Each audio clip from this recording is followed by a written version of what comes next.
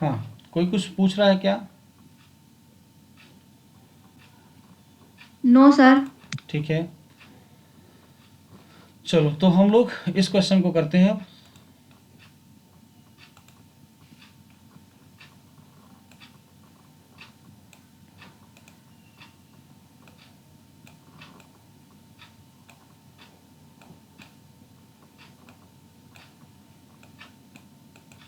Question सबको दिख रहा है सही से?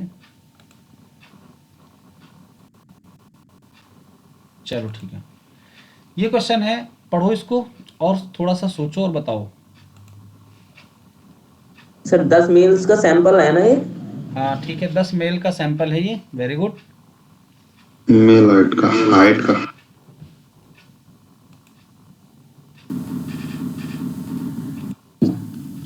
हाँ 10 + 12। तुम लोग की रिकॉर्डिंग हो गई है, ठीक है, चलो आगे बढ़ते हैं।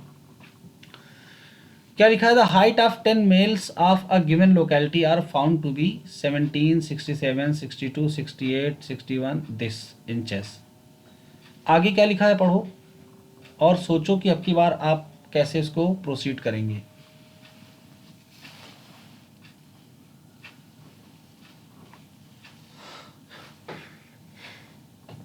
कह रहा is it reasonable to believe that, यानी जो ऊपर 10 बच्चों का हाइट दिया है, क्या उसको देखते हुए हम ये विश्वास करेंगे the average height is greater than 64 inches, कि औसत जो ऊंचाई है बच्चों की वो 64 इंच से ज़्यादा है, क्या हम इस बात पे भरोसा करेंगे? तो आपकी एच नॉट क्या होनी चाहिए?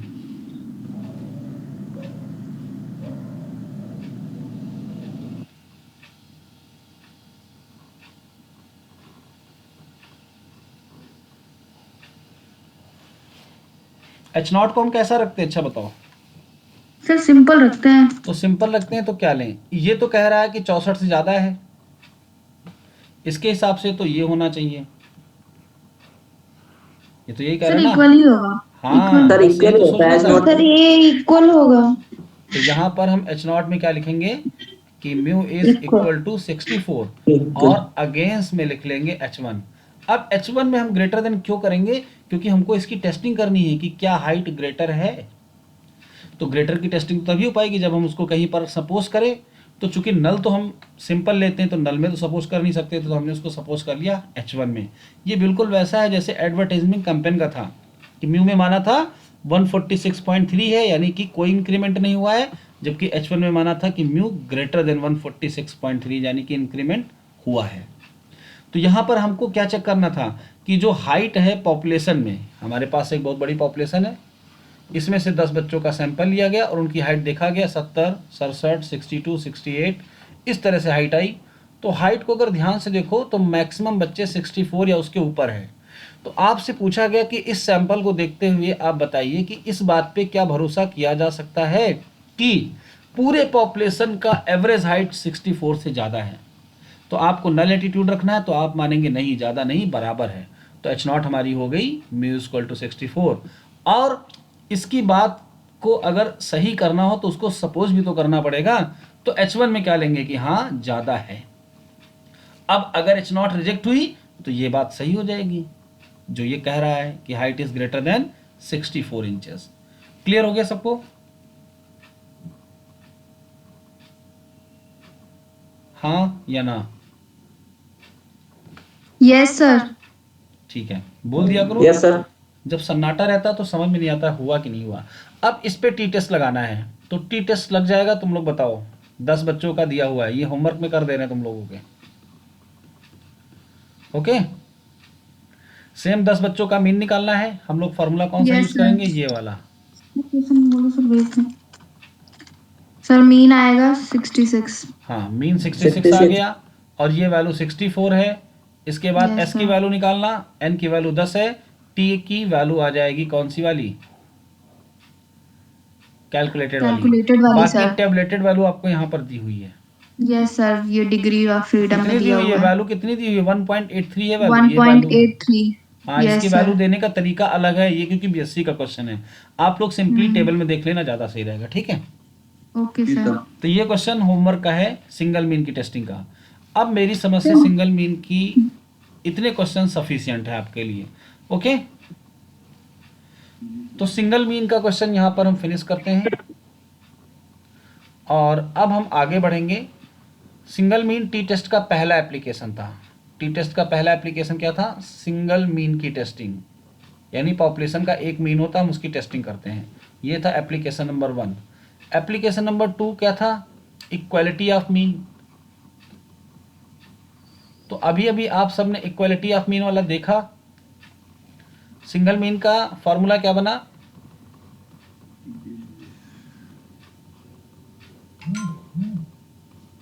इक्वालिटी ऑफ मीन का फॉर्मूला क्या था? Sir x bar minus y bar upon 1 under root 1 by n1 plus n2 minus 2।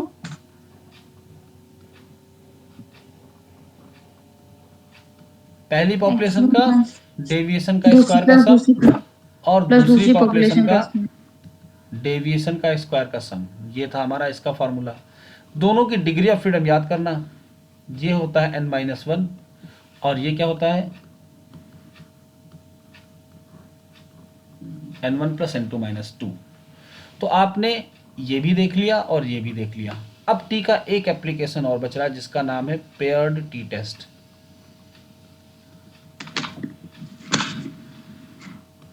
Pair t test बहुत आसान है। पहले तो पेयर टी टेस्ट का फॉर्मूला देख लो। टी की वैल्यू होती है डी बार, डिवाइडेड में होता है s upon under root n, और ये फॉलो करता है टी डिस्ट्रीब्यूशन को with n-1 degree of freedom. D bar और एस और अंडर रूट एन क्या है, ये हम सवालों के साथ देखते हैं। एच नॉट में क्या रहेगा? पेयर्ड है, तो पेयर्ड का मतलब हमारे पास 2 पॉपुलेशन होंगी। मैं आपको इसकी प्रैक्टिकल सिचुएशन पहले बता देता हूं कि पेयर टी टेस्ट लगेगा कब। कभी कभी ऐसा होता है कि हम अपने एप्लीकेशंस जिन पे अप्लाई करते हैं उन्हीं को दोबारा ले लेते हैं। जैसे हमने आप में से 10 बच्चों को सेलेक्ट किया, इन 10 बच्चों को हमने पेपर लिया और सबके नंबर नोट कर लिए। फिर हमने इनको पढ़ाया। पढ़ाने के बाद इन्हीं 10 बच्चों का हमने फिर से टेस्ट लिया और फिर हमने नंबर नोट कर लिए। अब हम जानना चाह रहे हैं कि हमारी टीचिंग इफेक्टिव रही क्या। तो हमारी टीचिंग इफेक्टिव रहेगी ये कैसे पता चलेगा? जब पढ़ाने के बाद का स्कोर ग्रेटर हो जाए पढ़ाने के पहले से, है ना। तो अगर हम Yes, sir. इसकी जांच एवरेज के थ्रू करना चाहें तो हम इन 10 बच्चों का एवरेज ले लेंगे। ये एवरेज होगा प्रायर यानी पढ़ाने के पहले, और ये एवरेज होगा आफ्टर यानी पढ़ाने के बाद। ठीक है। तो इस क्वेश्चन को करते समय एक बात कॉमन रहती है कि जो चीज़ हम पहले लेते हैं एज अ ऑब्जेक्ट उसी को बाद में लेते हैं। हमने पहले उन्हीं बच्चों को लिया, बाद में लिया। अब इस सवाल को करने के लिए हमको सबसे पहले डी बार चाहिए। एक्चुअल में डी बार है क्या? D bar is the difference between the prior score and the after score.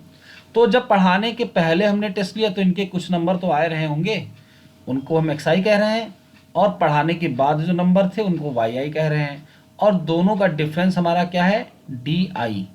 अब ऐसे कितने डिफरेंसेस हम बनाएंगे? पहले बच्चे का डिफरेंस D1, दूसरे का डिफरेंस D2, तीसरे का डिफरेंस D3 और इसी तरीके से D10। जब सबका डिफरेंस निकाल लेंगे तो सबको ऐड कर लो, और ऐड करने के बाद 10 बच्चे थे तो 10 से डिवाइड कर दो, तो आ गया डी बार। ठीक है। अब अगर इन्हीं D1, D2, D3 को लेते हुए हम S की वैल्यू को निकालना चाहें तो कैसे निकालेंगे? बस xi की जगह पे d आ गया है, फॉर्मूला तो वही रहेगा। इसका अनदर फॉर्म भी हम लिख सकते हैं 1/n summation di square minus D bar square. तो इस फॉर्मूले में डी बार, एस और रूट एन ये सारी चीजें हमको पता चल गई। अब हम जल्दी से सवाल देखते हैं और फार्मूला अप्लाई करते हैं। कंडीशन आपको याद रखना है, जो पहले लिए जाएंगे वही बाद में लिए जाएंगे, चेंज नहीं करेंगे। मान लो आपकी क्लास में 20 बच्चे हैं, हम पहले जो 10 बच्चे ले रहे हैं वो अलग ले रहे हैं, बाद में जो 10 बच्चे ले रहे हैं अलग ले रहे हैं। तो इसको कहते हैं इंडिपेंडेंट सैंपल, यानी अलग अलग लिया गया।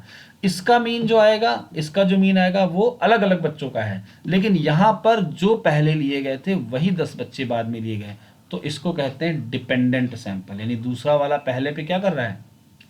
डिपेंड कर रहा है। तो डिपेंड करने में पेयरिंग हो रही है, यानी कि एक बच्चे का स्कोर जो यहां होगा उसी बच्चे का स्कोर यहां होगा, तो इसकी पेयरिंग हो गई। पेयरिंग होने से टेस्ट का नाम क्या पड़ गया? Paired t Paired t t-test. Test. अब सवाल Paired देखोगे t-test. तो और क्लियरिटी आएगी, क्योंकि जब क्वेश्चन हम देखते हैं ना तो हमको प्रैक्टिकल चीजें पता चलती हैं। तो आपको ये तो पता चल गया कि टी टेस्ट का पेयर्ड वाला वर्जन हम यूज कब करेंगे। तो जल्दी से हम लोग क्वेश्चन देखते हैं। तो स्टार्टिंग से चलते हैं क्वेश्चन देखने के लिए।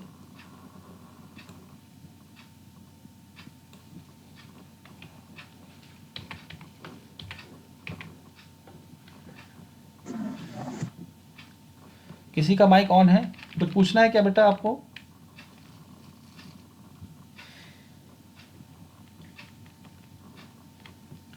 एक क्वेश्चन मैंने ये वाला होमवर्क में दिया है, क्वेश्चन नंबर 9 दिख रहा ना सबको? Yes sir. हाँ, एक ये होमवर्क में दिया और एक अभी अभी टी टेस्ट के सिंगल मीन का, दोनों को करना। सर माइक ऑफ करो। माइक ऑफ कर लो सभी लोग अपना। माइक जब पूछना हो तो ही ऑन करिए।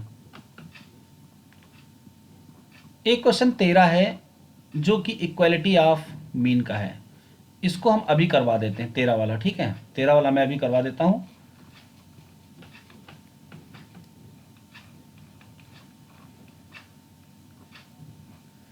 पहले हम लोग एक पेयर्ड का क्वेश्चन कर लें, फिर टी वाले पे आते हैं।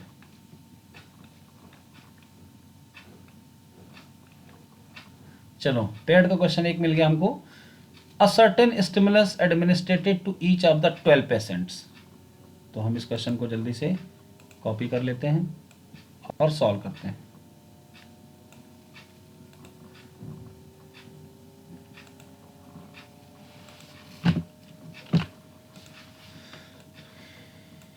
क्वेश्चन सबको दिख रहा है? Yes sir. जी sir.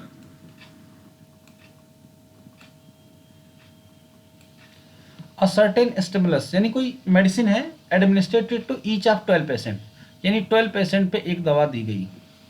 Result in the following increase of blood pressure, यानी ब्लड प्रेशर का हमको इंक्रीमेंट दिया हुआ है। अब इंक्रीमेंट का मतलब ना तो हमको प्रायर का ब्लड प्रेशर पता है ना तो आफ्टर का पता है, सीधे सीधे हमको क्या दे दिया गया है। मान लो पहले किसी का ब्लड प्रेशर 180 रहा होगा, बाद में हो गया 185, तो 5 इंक्रीमेंट हुआ, ये हमको 5 दे दिया गया। इसी तरीके से ये हमको सारी वैल्यूज किसकी दी गई हैं, D1, D2 और D10 की दी गई हैं। हमारे पास सैंपल का साइज कितना है हम नोट करेंगे, 12, और D1, D2 से लेकर D12 तक की ये वैल्यूज हैं जो यहाँ पर लिखी हुई हैं। तो हम इनको लिख लेते हैं टेबल में।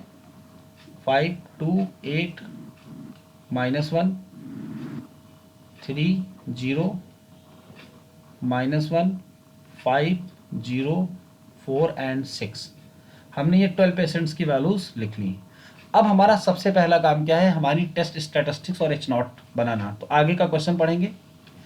Can it be conclude that the stimulus will, क्या हम ये निर्णय ले सकते हैं कि stimulus in general be accompanied by an increase in blood pressure, क्या ये दवा जनरली ब्लड प्रेशर को इंक्रीज कर रही है?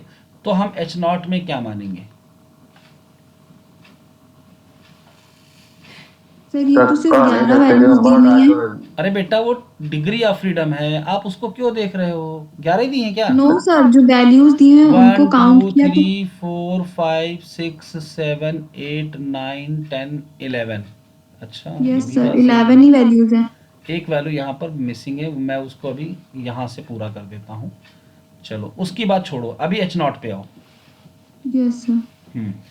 बताओ H0 में हम क्या माने कि दवा की वजह से ब्लड प्रेशर बढ़ रहा है, तो H0 को हम कैसा लेके चलते हैं, नल। नल मतलब न इधर न उधर, तो हम मानेंगे कि दवा की वजह से ब्लड प्रेशर बढ़ नहीं रहा है। तो हम क्या कहेंगे, हम क्या कहेंगे, in general the increase in blood pressure was not accompanied by stimulus. Yes sir.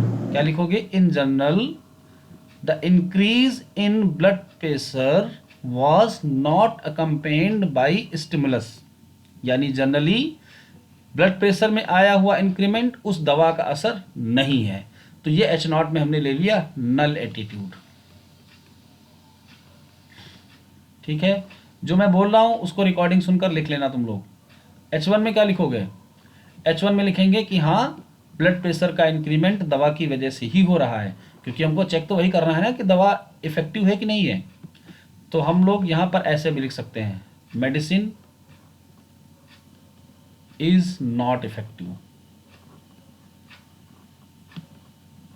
और यहाँ पर लिख सकते हैं कि मेडिसिन क्या है, इफेक्टिव है। ठीक है, यानी इसकी वजह से ब्लड प्रेशर बढ़ रहा है। अब सबसे पहला काम क्या करेंगे, स्टैटिस्टिक्स लिखेंगे। क्या होती है statistics, d bar s upon under root n. तो डी बार के लिए हम इनको ऐड करके डी बार कैलकुलेट करेंगे, एस के लिए क्या करेंगे, इन सब का स्क्वायर कर देंगे और फार्मूला लगाएंगे ये वाला, summation D square minus D bar square, ये हमारा एस स्क्वायर की वैल्यू आ जाएगी। तो अब चूंकि वैल्यूज तो हमारे पास 11 ही दी हुई हैं, तो 12वीं वैल्यू हम कहाँ से लाएं। तो हमारे पास क्वेश्चन है ये, आपको हम 12वीं वैल्यू भी दिखाते हैं।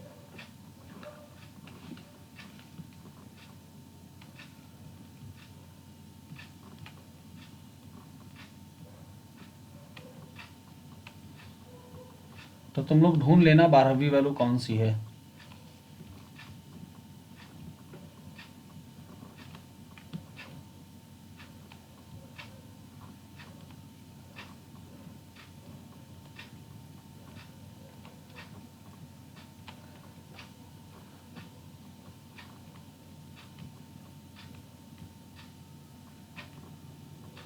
चलो इसमें देखो कितनी वैल्यू है, 12 की 11,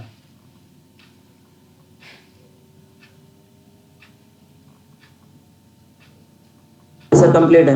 12 अब जरा उधर से मैच करो, मिसिंग कौन सी है, पहले 52 81 30 सर -2 मिसिंग है। -2 देख लिया। जी सर। तो इसमें एक -2 कहीं पे बढ़ा लो, ठीक है तुम लोग। यस तो सर लास्ट बढ़ा बार। हाँ इसमें लिख लो, कहीं भी -2 बढ़ा लो, मैं लिख दे रहा हूँ, तुम लोग स्क्रीनशॉट ले लो बस। यहाँ पे एक वैल्यू हमने लिख दी है -2,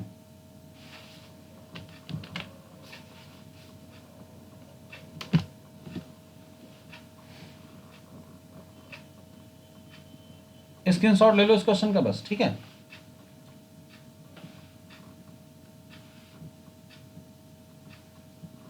तो इधर भी लिख देते हैं जहाँ पे क्वेश्चन को हमने पेस्ट किया, जो फाइल आपको मैं भेजूंगा, यहाँ पर एक वैल्यू लिख देते हैं -2। ओके, चलो अब आगे का काम आपको करना है। तो टी की कैलकुलेटेड वैल्यू यहाँ से कैलकुलेट हो जाएगी, टेबलेटेड वैल्यू हमको दी हुई है 1.80, बाकी का काम आप कर लेंगे, और वो पीडीएफ फाइल मैं भेज रहा हूँ जिसमें ये क्वेश्चन सॉल्व है, ठीक है। ठीक है सर, थैंक यू सर। अभी ठीक है। क्लास वाइंड अप नहीं कर रहे हैं, थैंक यू बोल रहे हो, अभी रुको थोड़ा सा। एक क्वेश्चन मैंने 13 नंबर का कहा है करवाने को, उसको करने के बाद, ठीक है। Yes sir. हाँ अभी हम ढूंढेंगे कि और कोई क्वेश्चन है पेयर टी टेस्ट का।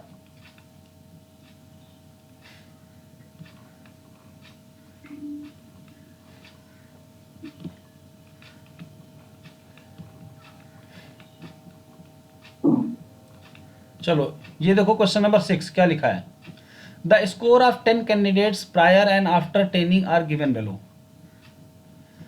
Is training effective.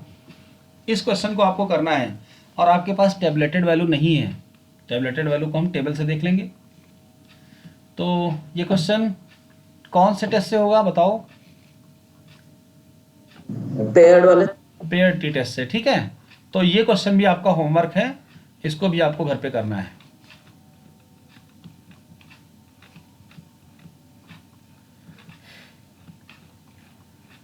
चलो और कोई पेयर टी टेस्ट नहीं है, अब हम लोग उस क्वेश्चन को करते हैं जो मैंने 13 नंबर वाला कहा था करवाने के लिए। वो इंपॉर्टेंट है आपके लिए क्योंकि वो बड़ा क्वेश्चन है, उसमें सारी चीज़ें हमको कैलकुलेट करनी पड़ेंगी, जो चीज़ें हमको दे दी जाती थी वो सारी चीज़ें हमको कैलकुलेट करनी पड़ेंगी। ये है क्वेश्चन, ठीक है। चलो इसको ले लेते हैं और जल्दी से करते हैं।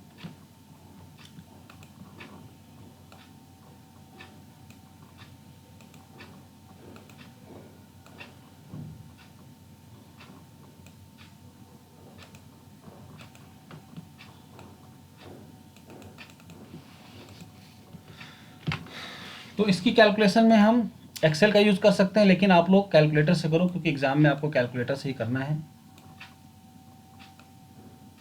अभी क्वेश्चन को मैं इसका आधा हिस्सा है, आधा और ले आते हैं यहाँ पर।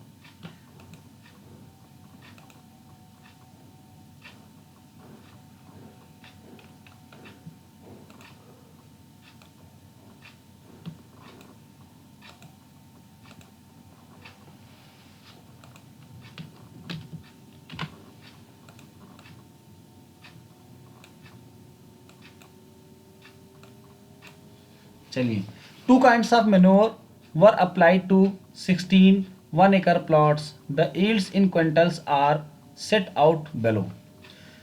2 kinds of manure. Manure जानते हो क्या होती है?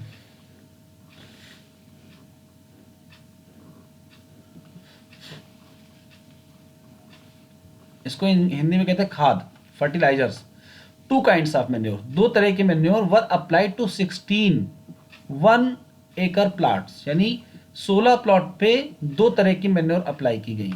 तो मैन्योर 1 को अप्लाई किया गया 1 2 3 4 5 6 7 8 9, यानी कि 9 प्लॉट पे मैन्योर 1 अप्लाई की गई। बाकी बचा 1 2 3 4 5 6 7 प्लॉट पे अप्लाई की गई मैन्योर 2, टोटल 16 हो रहा है। तो यहाँ पर पहला सैंपल हो गया 9 साइज का और दूसरा सैंपल हो गया 7 साइज का। ठीक है, आगे लिखा test whether the significance difference between the mean yields due to application of difference manure. कह रहा है ये टेस्ट करो कि क्या इनके बीच में डिफरेंस है, सिग्निफिकेंस डिफरेंस है। Mean yield due to application of different manure, यानी अलग अलग मैन्योर यूज करने से क्या इनकी जो उपज हुई है उसके मीन में कोई डिफरेंस है। तो हम लोग H0 में क्या मानेंगे, दोनों बराबर हैं, नल एटीट्यूड लेके चलेंगे। अब बताओ ये कौन सा क्वेश्चन हो गया, equality of equality. Mean. H1 में क्या मानेंगे कि हाँ डिफरेंस है, तो डिफरेंस ना होने के केस में क्या कहेंगे, बराबर नहीं है। ठीक है, आगे बढ़ते हैं। अब हम लोगों को फार्मूला अप्लाई करना है इक्वालिटी ऑफ मीन का। तो हम लोग x बार लेंगे, y बार लेंगे और डिवाइड में क्या लेंगे, समेसन xi माइनस x बार का square plus summation yi minus y bar square divided by n1 plus n2 minus 2। x बार कहाँ से आएगा, सैंपल नंबर 1 का मीन निकाल लेंगे, सैंपल नंबर 2 का मीन निकाल लेंगे, x बार और y बार आ जाएंगे। फिर क्या करेंगे, ये x1 x2 xn है, इनमें से इनके मीन को घटा के स्क्वायर करके जोड़ लेंगे तो पहला सैंपल आ जाएगा। दूसरे वाले में भी इसके मीन को घटाएंगे और जोड़ लेंगे तो दूसरे सैंपल का आ जाएगा। ये दोनों वैल्यूज़ यहाँ पुट कर देंगे डेविएशन अबाउट मीन वाली, फिर हमारा टी कैलकुलेट होगा और टेबलेटेड की वैल्यू हमको यहाँ पर दी हुई है। तो क्वेश्चन क्या सभी को समझ में आया?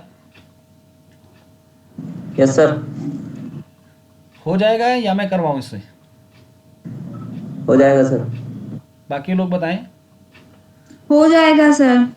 ठीक है, एक टेबल में बना देता हूँ जो तुमको फॉलो करनी है। पहली वैल्यू रहेगी x की, दूसरी रहेगी Yes, y sir. की, एक फिर ले लेना x माइनस एक्स बार और इसका Yes, sir. स्क्वायर भी कर लेना, x minus x bar square. फिर एक ले लेना y माइनस वाई बार तो कैलकुलेट ही कर लोगे, फिर इसका जी, स्क्वायर sir. ले लेना और जो नीचे के समेशंस हैं बस वही आपको यूज करने हैं। ठीक है,